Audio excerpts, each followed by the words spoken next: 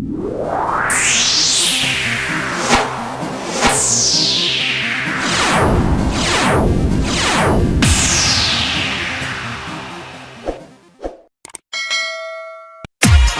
जागरण जागरण आके presented by Banwari Music.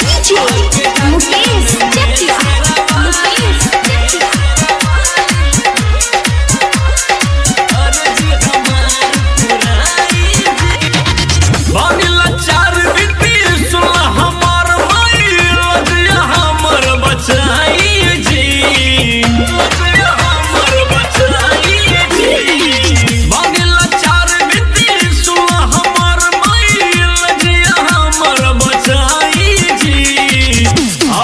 जागरण में शेरा वाली अर्ज हमार पुराई जी। आके जागरण में शेरा वाली अर्ज हमार पुराई जी। अर्ज हमार पुराई Mukesh Chakia. Mukesh Chakia.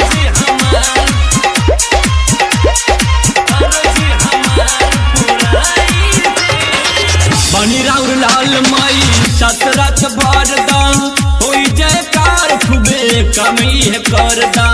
दिन रात पूजा करी ताहर माई दुख तकलीफ हमार सगर तुहार दा।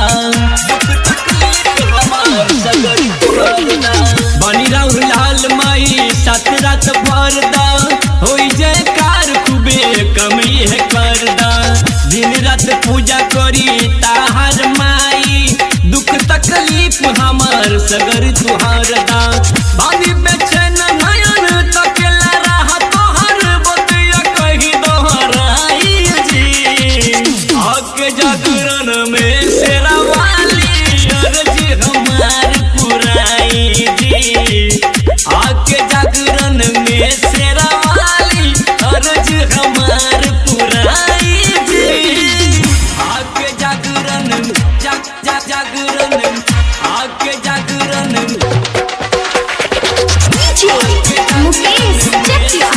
Mukesh Chakia.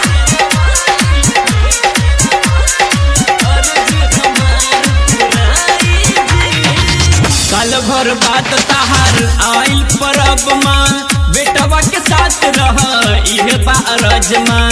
Writer एमसन singer Akhilesh बवाली जागरण में आके ताहार गावे भजन माँ।